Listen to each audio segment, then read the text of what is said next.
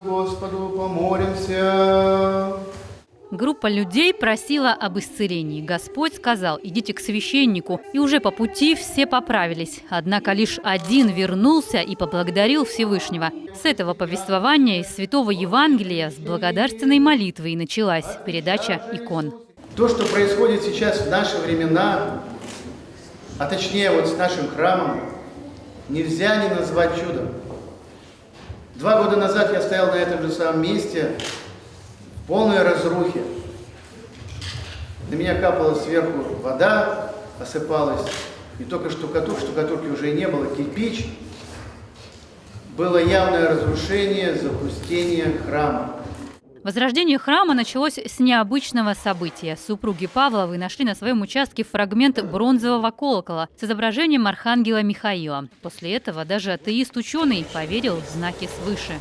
И потом уже, когда мы стали рассказывать местным жителям, в основном пожилым, те нам сказали, что да, действительно, когда в 1935 году, по-моему, храм разоряли, я сейчас могу ошибиться, колокол это сбросили, а потом повезли на переплавку, по-моему, в Нювчем его должны были Да, отвезти. говорили, что в на Нювчем завод. по одной версии. И как раз дорога на Сысолу проходила через то место, где сейчас мой участок. И, видимо, по пути это упало.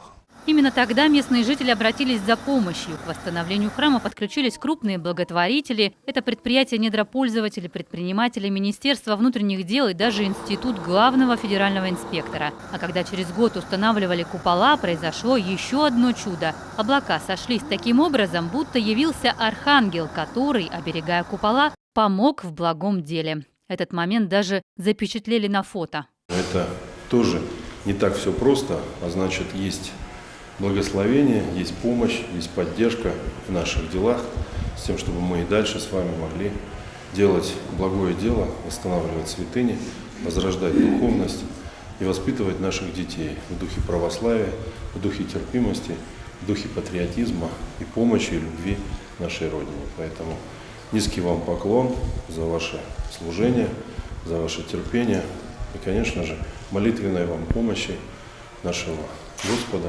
и его архистратига Михаила Архангела.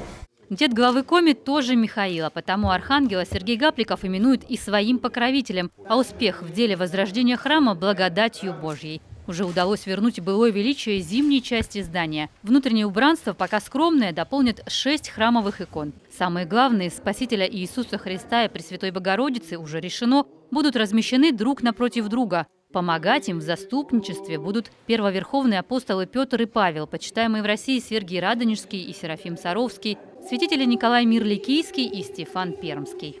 Мы несем небольшую капельку добрых дел, возрождение наших сел, возрождение духовности нашей, и мы делаем благое дело.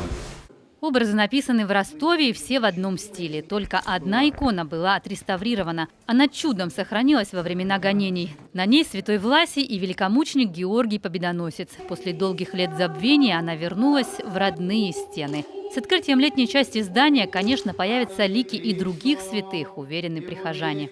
По летней части, конечно же, есть проблемы. За много лет храм впитал в себя очень много влаги.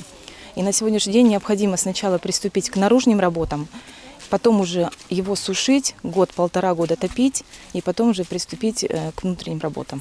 Уникальный объект архитектуры XIX века в 70-е годы использовали как дом культуры и другие светские площадки. Но главное, строение сохранили. И в годы простоя сюда приезжали паломники, туристы, даже с других регионов. Посмотрите, вот за эти неполные 2 года, сколько много хорошего произошло в Шошке. Сюда стали возвращаться люди, здесь стали строиться дома, и жизнь стала более наполнена духовно. Когда мы здесь купили дом в 2004 году, сразу целью нашей было найти средства, восстановить храм, чтобы у людей жизнь была попроще, получше, чтобы к Богу поближе. Вот, поэтому вот вся наша семья, все тырины, все активно принимали участие в восстановлении храма. Это большая радость. Жители села очень ждали этого события. И посмотрите, сегодня какой замечательный день. Сама погода, сам Господь нам послал солнце, счастье, радость. Мы очень рады этому событию. И большое спасибо главе Республики Коми за такой дар в адрес нашего прихода.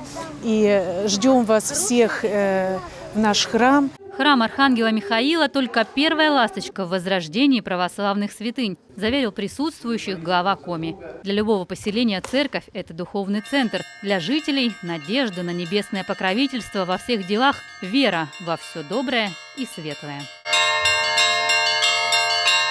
Ольга Коняева, Олег Жуковский, телеканал Юрган, Сыктывдинский район.